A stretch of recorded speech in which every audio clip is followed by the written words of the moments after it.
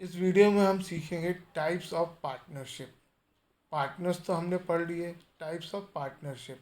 इसके लिए आपको समझना ज़रूरी है पार्टनरशिप क्या है। पार्टनरशिप पार्टनर्स के बीच का रिलेशन है। तो किस किस तरह से पार्टनर्स के बीच का रिलेशन हो सकता है, तो पार्टनरशिप किस किस तरीके से फॉर्म की जा सकती हैं, वो इसमें स्टडी करेंगे। इसका क्लासिफिकेशन दो तरीके से है। On the basis of duration, duration का मतलब टाइम। ड्यूरेशन के हिसाब से partnership at will, partnership particular partnership. और दूसरा है on the basis of liability, जो भी दो तरह की है, जनरल पार्टनरशिप और लिमिटेड पार्टनरशिप। तो पहले हम बात करते हैं on the basis of duration की, कि पार्टनरशिप कितने टाइम के लिए बनाई गई है। इसमें पहली पार्टनरशिप होती है partnership at will. At will, partnership at will का मतलब इच्छा से। It's my will to do anything, ये मेरी इच्छा है ना। पार्टनरशिप एट विल में जब तक पार्टनर्स चाहें तब तक बिजनेस कंटिन्यू रह सकता है।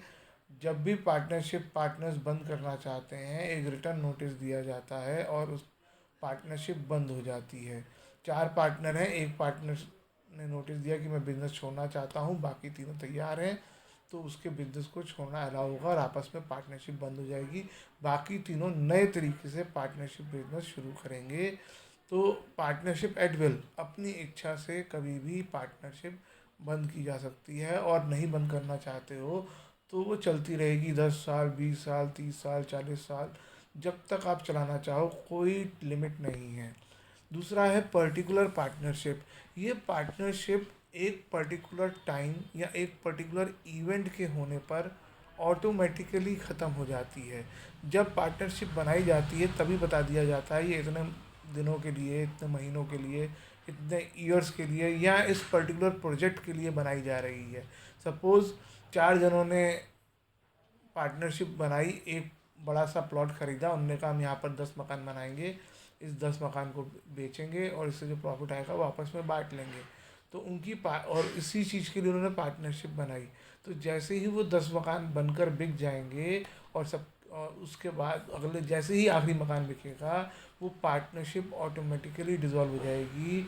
सबको एक एक अपना अपना पैसा देना पड़ेगा और अकाउंटिंग रिकॉर्ड्स क्लोज कर दिए जाएंगे। अगर पार्टनर चाहें तो उसे कंटिन्यू कर सकते हैं, लेकिन उनको नया एग्रीमेंट बनाना पड़ेगा। Then on the basis of liability, liability का मतलब जो हमने अनलिमिटेड लाइबिलिटी पढ़ी। नॉर्मल पार्टनरशिप में सभी पार्टनर्स की अनलिमिटेड लाइबिलिटी होती है।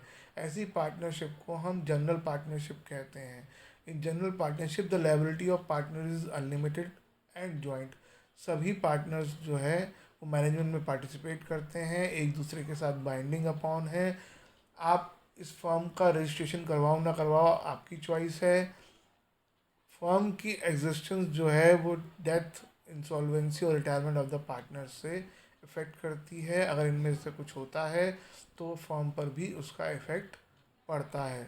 दूसरी है लिमिटेड पार्टनरशिप। ये पहले इंडिया में अलाउ नहीं थी, लेकिन आज की डेट में अलाउड है। इसमें सभी पार्टनर्स की लायबिलिटी अनलिमिटेड नहीं होती है। इसमें कुछ पार्टनर्स की लायबिलिटी लिमिटेड भी हो सकती है। बस ये कहा गया है कि एटलीस्ट एक पार्टनर की लायबिलिटी तो अनलिमिटेड हो। यानी ऐसा नहीं हो सकता कि आप 40 पार्टनर हैं तो 40 की 40 पार्टनर्स की अनलिमिटेड लायबिलिटी, लिमिटेड लायबिलिटी हो जाए। एक तो ऐसा होना ही चाहिए जिसकी अनलिमिटेड हो, एक हो, दो हो, तीन हो। कितने भी लोगों की अनलिमिटेड हो सकती है, लेकिन कुछ लोगों की लिमिटेड भी होगी।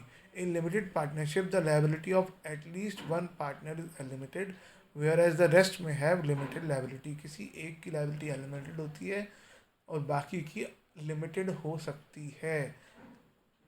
सच partnership does not get terminated with death, lunacy और इंसॉल्वेंसी ऑफ लिमिटेड पार्टनर। अगर लिमिटेड पार्टनर की डेथ हो जाती है, या पागल हो जाता है, या वो इंसॉल्वेंट हो जाता है, तो ऐसे में फर्म बंद नहीं होती है। जबकि जनरल पार्टनरशिप किसी भी एक पार्टनर के साथ कुछ भी हो जाने से हो जाती है। लेकिन इम्पोर्टेंट चीज़ यहाँ पे सिर्फ लिमिटेड पार्टनर के साथ है। अनलिमिटेड पार्टनर को अगर कुछ होता है तो फर्म बंद होगी। जो लिमिटेड पार्टनर्स होते हैं वो मैनेजमेंट में पार्टिसिपेट नहीं कर सकते। जैसे माइनर भी एक लिमिटेड पार्टनर है, और उनके एक्ट्स भी फर्म के बाइंडिंग अपॉन नहीं है बाकी पार्टनर्स के तरीके से। यानी वो इक्वल पार्टनर नहीं है एक तरह से, ना ही मैनेजमेंट में पार्टिसिपेट कर पा रहे हैं, ना ही वो फर्म के प्रिंसिपल हैं, उनके काम फर्म को मानने पड़ेंगे ऐसा ज़रूरी नहीं है।